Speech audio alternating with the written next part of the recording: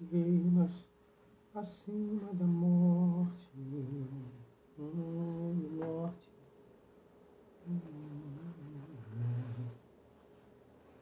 Aleluia, glória a Deus. Mais um dia, né, meus irmãos? Aqui, focados, determinados. Bom dia. Bom dia a todos vocês. Bom dia, família apostólica Tempo da Graça. Bom dia para você que também nos acompanha em outros horários. Aleluia. Bom dia, Poli. Bom dia, Simone. Bom dia, José Marcos. Bom dia, gente. Aleluia. Deus abençoe você, sua casa, sua família, seu dia. Que possamos avançar em fé e em vitória. Bom dia, CBBTG Itaguara. Meus queridos irmãos, saudade de todos vocês. Saudade mesmo. Estamos ansiosos pelo retorno breve das coisas na normalidade, para que possamos desfrutar do favor do Senhor aí, de estarmos juntos em comunhão e poder abraçar, aleluia, poder desfrutar desta maravilhosa graça. Aleluia, Ele é bom. Quem assistiu ontem a live da nossa célula, nossa, foi muito forte. Deus tem nos ensinado sobre o poder, a capacidade, né? O privilégio de doar. Recebi alguns testemunhos assim fortes no meu WhatsApp, né? De quanto Deus falou aos corações e trabalhou mudanças interiores aí na vida de muitas pessoas, que inclusive decidiram, né, se lançar nessa oportunidade de semear, de ofertar, de doar, nesse tempo em que nós estamos vivendo, né? Então, vai lá, se você não assistiu, CBBTG, lá no YouTube, tá lá as lives de terça-feira passada e de ontem, lives falando sobre a célula online, falando sobre o privilégio da doação, ou o privilégio de doar. Aleluia. Deus abençoe você. Nós estamos fazendo essas pequenas lives agora, trazendo algumas perguntas e respostas. Perguntas estas, mais comumente feitas, e eu quero deixar aberto meu WhatsApp para você, se quiser mandar uma pergunta, para a gente poder conversar aqui. 31 984 64 40 17. Deixa eu colocar aqui nos comentários. Vou usar aqui o aparelho de Simone para colocar aqui, ó. Quem quiser mandar uma pergunta, 64 40 17. Você pode mandar, né? E a gente vai se comprometer, né, de trazer aqui respostas. Então, na verdade, o que eu estou fazendo é trazer algumas respostas de perguntas a mim feitas comumente, né? Quase sempre essas perguntas são feitas. Há uma certa inquietação, né? Então, eu respondi primeiro dia sobre falar da graça não vai fazer as pessoas ficarem mais suscetíveis ao pecado? Já está respondido aí. Basta você pegar lá no YouTube ou mesmo aqui no Instagram, no IGVT. A segunda pergunta foi: meus pecados foram perdoados. Isso significa também que os pecados futuros já foram perdoados? Respondi isso na live passada. E prometi que falaríamos um pouco hoje sobre se os meus pecados foram perdoados, eu tenho então que confessar. O pessoal fala isso direto, né? Se o meu pecado foi perdoado, então agora não tem mais que confessar. Olha, a questão de confessar pecados é uma questão muito mais relacionada a nós do que ao Senhor, né? Muito mais relacionada a mim do que ao Senhor. Eu tenho no meu coração que se eu sou perdoado, eu não tenho que ficar naquela neura, naquele desespero, né? Naquele pensamento neurótico de ficar procurando pecado na minha vida o tempo todo, né? Até porque, se você procurar pecado na sua vida o tempo todo, você vai viver debaixo de condenação. E não necessariamente a condenação do céu, mas a condenação da sua consciência, né? A condenação da sua humanidade, né? O que a gente precisa entender é que, se somos perdoados, se somos guiados pelo Espírito Santo, o próprio Espírito Santo, ele há de nos lembrar quando falhamos. E mais, ele não só lembra quando você falha, e muitas vezes ele fala antes de você falhar. O Espírito Santo ainda te dá um start, uma direção, uma luz. Ele fala, ele ministra, olha, cuidado, essa atitude que você vai tomar não convém, né? Então, quem entende que é perdoado, ele não anda debaixo desta condenação, desta crise de crise religiosa, essa crise de identidade de filho, porque ele sabe que é filho, e o filho, por mais que ele erra, ele continua sendo filho, né? Então, por que nós precisamos confessar? Nós vamos confessar para podermos mudar a nossa conduta e o nosso hábito. Então, eu confesso por causa de mim, não por causa de Deus.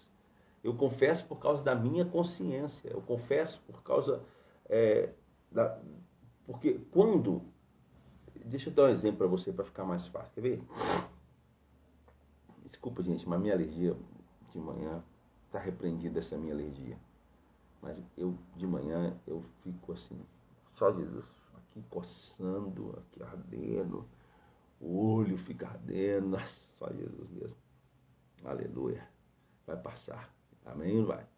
Fala aí, gente, vai passar, em nome de Jesus. Mas deixa eu te dar um exemplo importante sobre confissão de pecado. Porque o problema da não confissão, ela resulta em um problema aqui. Eu aqui, paz pequena, eu aqui é que entro em crise. Por quê? Porque eu entro debaixo de um estado de condenação.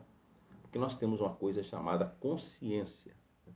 E essa própria consciência nos acusa. Claro que se essa consciência estiver submissa ao Espírito, porque a Bíblia diz que a consciência cauterizada, quer dizer, a consciência que já está também dominada pela carne, ela não vai te lembrar, não vai te trazer nada com relação a Deus, né? Mas a consciência que está ali submissa ao controle do Espírito, essa consciência, ela vai sim mostrar para você que há um erro, que há um problema. Então, aí a importância da confissão, porque quando você confessa, né, você confessa e reconhece o seu erro, né, para que você não seja disciplinado, né, pelo Pai, para que você não entre debaixo da correção, da dor, enfim. 1 João 1, 9 e 10 diz: se confessarmos os nossos pecados, ele é fiel e justo para nos perdoar os pecados. Tá vendo? Tem que entender esse versículo direitinho. E nos purificar de toda injustiça. Se dissermos que não temos cometido pecado, fazemos-no mentiroso, e a sua palavra não está sobre nós. Eu acho interessante que a gente pensar no exemplo do filho pródigo. Quem lembra? Né? O filho pródigo faz aquela coisa toda de pedir a herança, e o pai divide a herança com os filhos, o filho pródigo monta no 18 e some, lá em Lucas capítulo 15, lembra, gente? E aí ele vai para uma terra longínqua e gasta tudo que tem com as prostitutas, enfim, ele manda ver. né? Ele vive o pecado intensamente, mas em algum momento ele acorda, e ele acorda para uma coisa muito importante. O texto diz que ele, caindo em si, ele disse: eu tenho um pai. E até os empregados da casa de meu pai vivem uma vida melhor do que a que eu estou vivendo aqui. Então, ele acorda para a realidade que ele tinha um pai. Eu tenho falado disso intensamente nos últimos dias. Se você tem a crença correta, se você tem a percepção de quem você é em Cristo, em Deus, você vai ter posicionamentos que vão te trazer de volta para a presença. E não para longe, não para distante, não para o distanciamento. Né? Você vai ter atitudes que vai te trazer de volta, cada vez mais para a presença, cada vez mais para a comunhão, cada vez mais para a intimidade, cada vez mais para estar na presença do Senhor. Então, ele diz: eu tenho um pai. Eu tenho um pai. Só que aí agora existe um problema. Eu tenho um pai, mas eu tenho uma culpa. Lembra disso? Eu tenho um pai, mas eu tenho também uma culpa. E qual é a minha culpa? Nossa, eu pisei na bola, eu fiz muito feio com meu pai. Eu não sou digno de ser chamado seu filho. Então, observa que o problema da interrupção da comunhão não era do pai para com o filho. Até porque a Bíblia diz que aqueles que estão em Cristo, né, Romanos 8:1, já não há condenação para aqueles que estão em Cristo. O olhar do pai é um olhar de: você já está perdoado. O olhar do pai é: olha, eu já paguei o preço. Olha, o meu filho Jesus já pagou o preço do seu pecado. Mas no nosso coração aqui, nós humanamente falando, é que fica com problema. Por quê? Porque aqui dentro há uma interrupção da comunhão. Por quê? Porque eu me sinto cobrado, eu me sinto condenado, eu me sinto exposto ao meu erro. Então, como que eu vou chegar diante do meu pai e normal se eu falhei? Não é assim? Então, aí é que entra a importância da confissão. Porque quando você confessa, você reconhece que errou. Você reconhece que falhou. E esse reconhecer a sua falta, ele resolve o seu problema de condenação. Entendeu agora?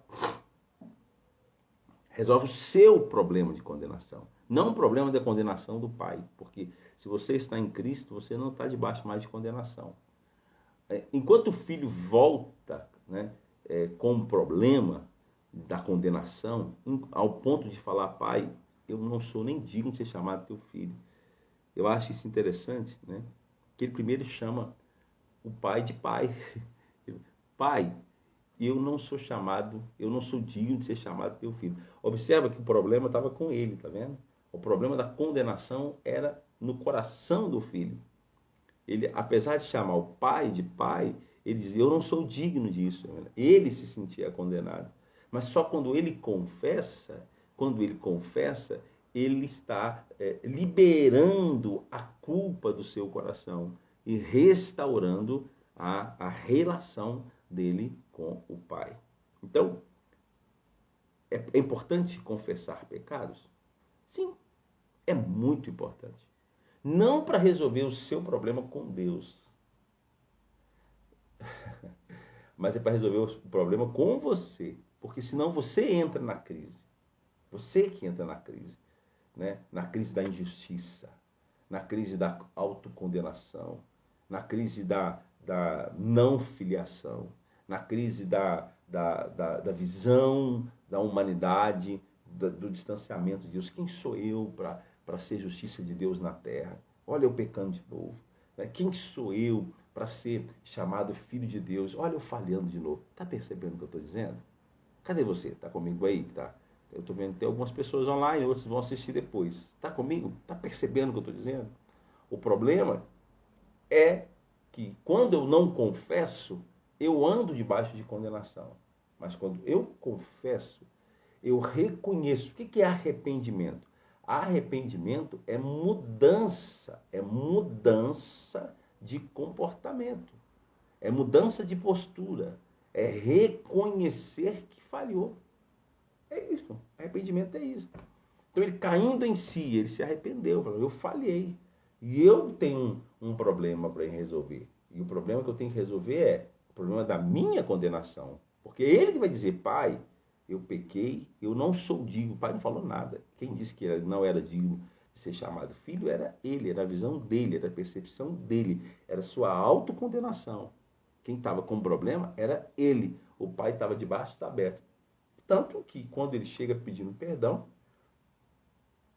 o pai simplesmente ouve, porque o pai está sempre pronto para ouvir o nosso clamor, a nossa dor, né? O pai está sempre pronto para atender, né? E de alguma forma nos dá abertura para sermos filhos, e filhos com qualidades, defeitos, enfim. Mas o pai simplesmente não diz nada. O pai nem diz, filho, teus pecados estão perdoados. Sabe por que o pai não diz isso? Teus pecados estão perdoados? Porque eu não tenho que perdoar de novo o que eu já perdoei.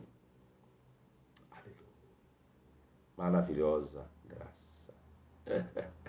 Eu não tenho que perdoar de novo o que eu já perdoei. Então eu não tenho que nem dizer, filho, você está perdoado? Não, não tem que dizer. O pai não disse nada disso. Isso aqui tipifica Cristo, tipifica Deus em nós. Entendeu? O pai nem diz isso. O pai simplesmente dá o filho a condição, o lugar, o espaço de filho que ele tinha, que ele nunca tinha perdido. O problema estava na autocondenação. Nós precisamos nos livrar disso, da autocondenação. E por que muitas vezes, irmãos, a autocondenação domina o nosso coração? Porque a gente tem uma mania da introspecção. Nós temos mania da introspecção. E a introspecção, no contexto espiritual, é um problema. A introspecção, no contexto psicológico, psicanalítico, ela é importante, porque eu preciso lidar com minhas crises, com meus pecados, né? E isso vai me conduzir a um estado de saúde mental. Isso na psicanálise, na psicologia, isso é extremamente importante, a introspecção, o olhar para dentro de si. Agora, espiritualmente falando, toda vez que nós entramos pelo caminho da introspecção, isso vai nos conduzir a um problema. E qual que é o problema? O problema de se achar em falta. E quando você se acha em falta, qual que é o outro problema decorrente disso? Quando você se acha em falta, você não se acha digno. Quando você se acha em falta, você coloca em xeque o que Deus já disse. O que a palavra já disse. Que você foi feito justiça de Deus na terra. Mas não foi por mérito seu. Você foi feito em Cristo. Não é pelo seu comportamento. É por aquilo que Cristo fez. Então, toda vez que eu entro na introspecção, eu entro em contato com aquilo que me condena. E aquilo que me condena me afasta da presença. Me afasta do Senhor. E se volto debaixo de condenação. E não é essa a posição que Deus quer de você. Não é essa a posição que Deus quer de você na presença dEle. Deus quer que você desfrute da roupa nova. Deus quer que você desfrute do calçado novo. Deus quer que você desfrute do anel no dedo. Deus quer que você desfrute da celebração. Sabe por quê? Porque o cordeiro já foi morto, o sangue foi derramado, você foi perdoado. Não espera ouvir no seu coração, você está perdoado. Não, você já foi perdoado. Né?